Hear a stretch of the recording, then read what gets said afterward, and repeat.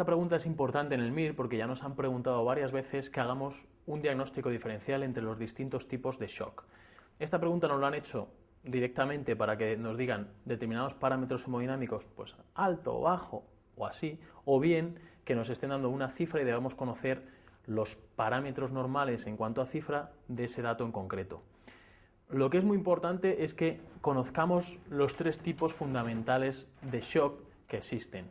Los podemos dividir en shock cardiogénico, la causa fundamental del shock es un fallo de bomba, el shock hipovolémico, en el cual la causa es la pérdida de volumen, que puede ser una deshidratación muy importante o sobre todo un sangrado, y luego están los otros tipos de shock, los que llamamos shock distributivos, en los cuales el problema no es el corazón, sino que son las resistencias vasculares.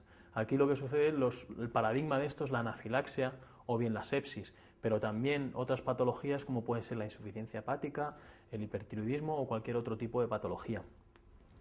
Si nos fijamos en el shock cardiogénico, el problema fundamental es el corazón, con lo cual la primera consecuencia y la causa de todo es un gasto cardíaco bajo. El corazón no contrae, no manda sangre. ¿Qué ocurre? Baja la tensión.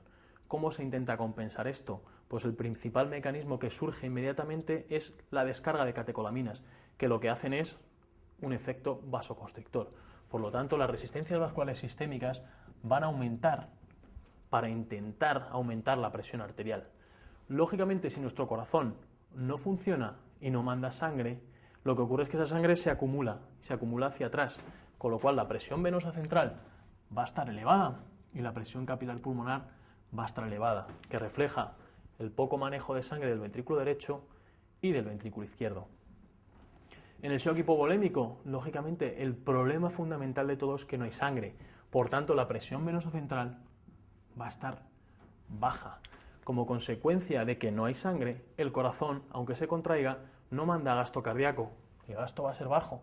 Y ocurre lo mismo, lo que intenta compensar el organismo es con una descarga de catecolaminas que aumente las resistencias para aumentar la tensión arterial.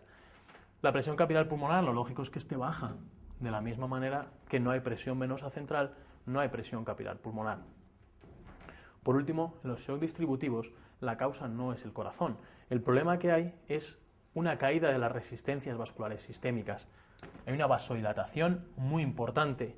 ¿Qué ocurre? El corazón intenta compensar esto y lo que hace es mandar mucha sangre, pero que es insuficiente, con lo cual el gasto cardíaco va a ser alto. ¿Y qué ocurre? Que la presión venosa central y la presión capilar pulmonar aquí nos van a dar igual. Las cifras que nos den van a depender lógicamente de la velocidad con la que circule la sangre. Entonces, si nos fijamos, cuando nos den un caso clínico en el cual nos hablen de un shock, si nos fijamos inicialmente en el gasto cardíaco, lo tenemos muy fácil porque la única que tiene un gasto alto y también unas resistencias bajas es el shock distributivo. Si nos encontramos con un gasto bajo, nos debemos fijar en la presión venosa, ya que el hipovolémico va a tener la presión venosa baja. Debéis recordar los parámetros normales de estos datos hemodinámicos. Acordaos que el gasto cardíaco suele estar en torno a 5 litros por minuto. Las resistencias vasculares entre 700 hasta 1500. La presión venosa entre 5 y 8.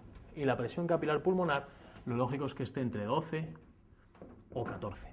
Si nos fijamos en nuestro caso clínico, nos dan un paciente que ingresa por insuficiencia cardíaca y se le pone tratamiento diurético. El paciente inicialmente mejora, pero luego empieza a empeorar su situación clínica.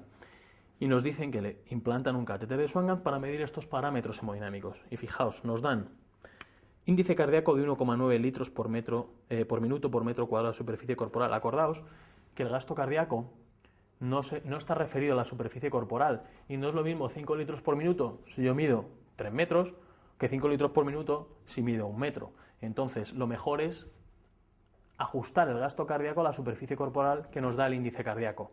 Y el índice cardíaco normal está entre 2,4 hasta 4,2 litros por minuto por metro cuadrado de superficie corporal. Entonces, 1,9 es un índice cardíaco bajo. Fijaos, ya estamos quedándonos con estos dos, con el cardiogénico o con el hipovolémico. Los siguientes datos, presión venosa central 1, fijaos, entre 5 y 8 la presión venosa está baja, con lo cual el paciente está en una situación hipovolémica.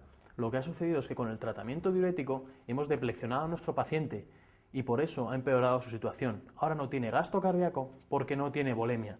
Y fijaos, los síntomas que nos cuentan son síntomas típicos de bajo gasto cardíaco, debilidad muscular, más cansancio y marcada astenia. Nuestro paciente lo que requiere es que le retiremos los diuréticos y que ahora le rehidratemos.